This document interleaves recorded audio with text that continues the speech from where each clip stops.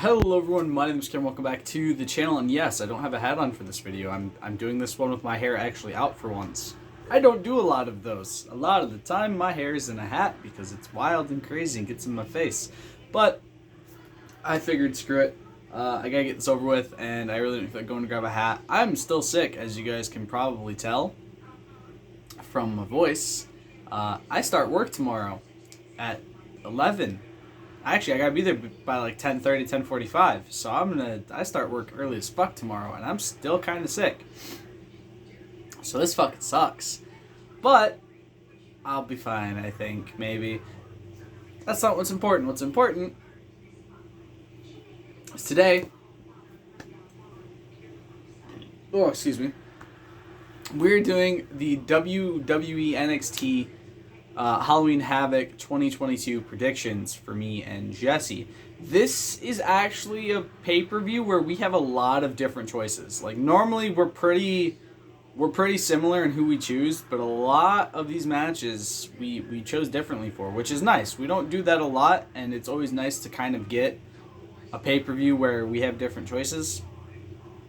And if you guys watch the pay-per-views, you can watch along and be like, oh look, they got this one wrong. Or he got this one wrong, and stuff like that. It's very fun to kind of get to watch this and be like, oh, well, look who's winning this pay-per-view now, me, and stuff like that. There's been a few times recently where we've had a differing choice in like one or two matches, which is normally how it is. It's like one or two matches, so we're either going to still break even or one of us is going to win. With this one, there's a lot of chance that one of us is losing this pay-per-view. So, without further ado, we're gonna go from the bottom page or from the bottom of the page up because those are kind of like the least important match. It kind of goes from least important to most important, going in the reverse order. So, we have the ambulance match between Julius Creed and Damon Kemp. If Creed is to lose, Brutus is no longer allowed in NXT. I have gone for Damon Kemp, and Jesse has gone for Julius Creed. Now, I can kind of see why he did that. He does think that maybe they're going to stay in NXT a little bit longer. I think they might be getting called up, but they are still kind of green, and it's not really known if Diamond Mine is going to be continuing. Maybe he's going to feud with Roderick. Excuse me. Because apparently when Roderick got sidelined with a legitimate injury, which is why they had Damon Kemp turn, the plan was for him to be turning on Creed and his brother and everything like that, but then he got injured, obviously, so they had to change that up. I think maybe they could still do that. They could have Brutus leave, and then Julius gets in a feud with Roderick, where he ends up having to leave NXT.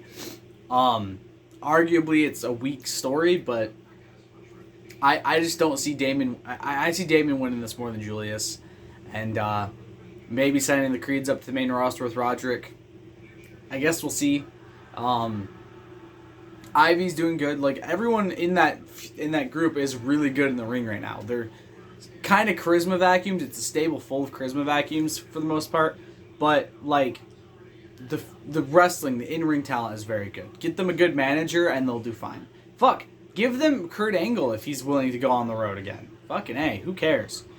Next, we have the Spin the Wheel, Make the Deal match between Grayson Waller and Apollo Crews, which is still to be decided. It's going to be spun at the pay-per-view. I hope it's not an eye for an eye match, because that sucked.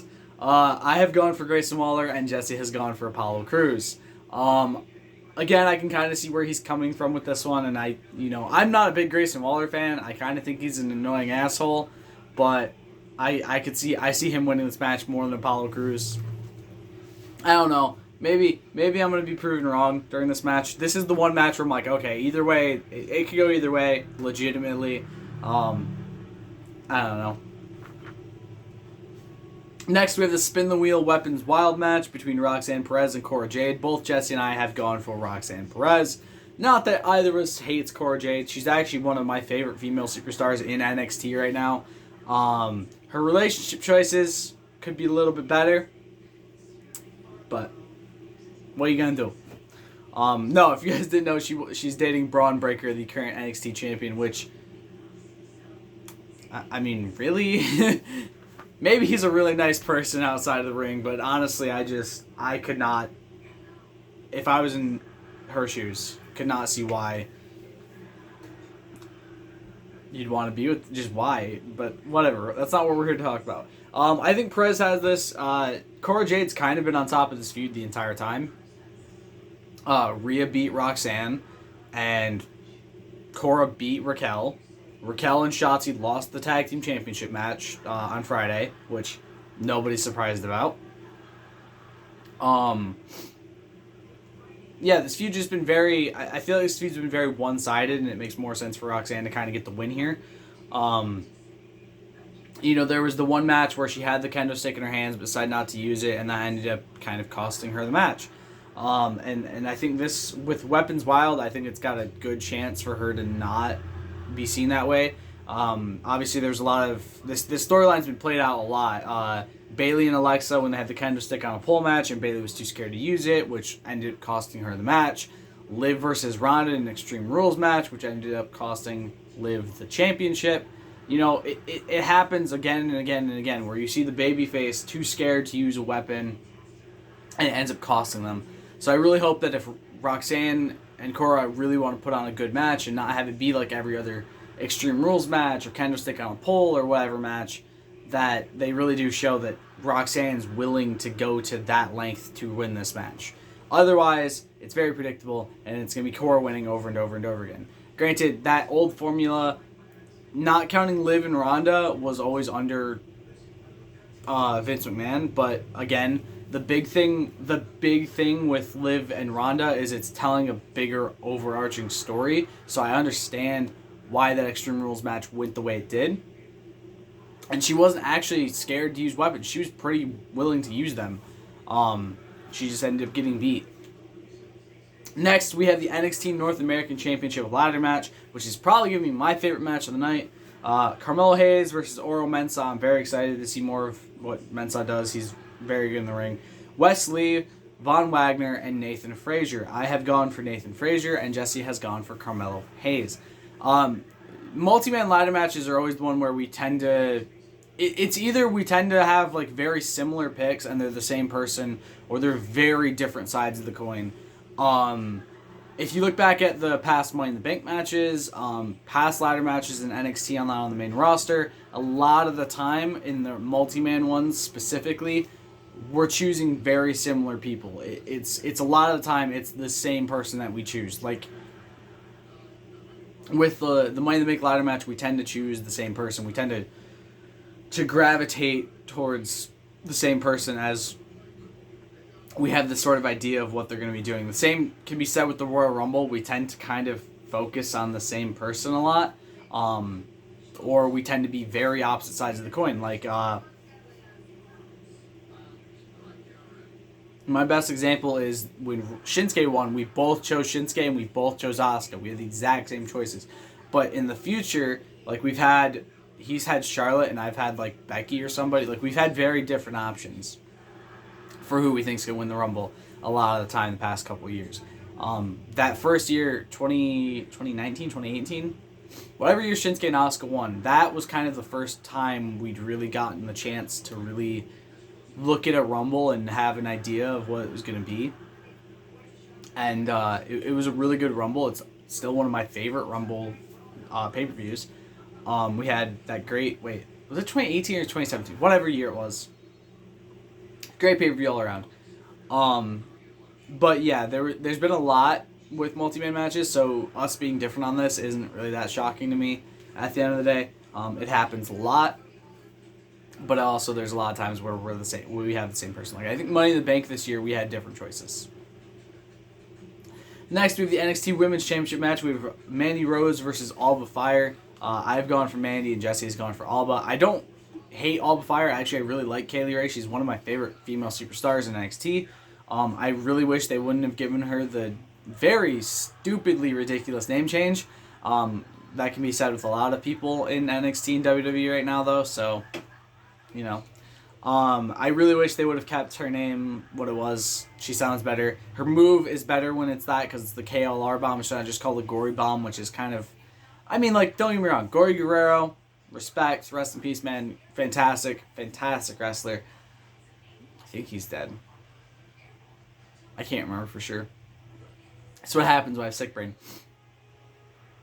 But I liked it being called the KLR bomb. It was a little bit different than how everyone else has it in their moveset.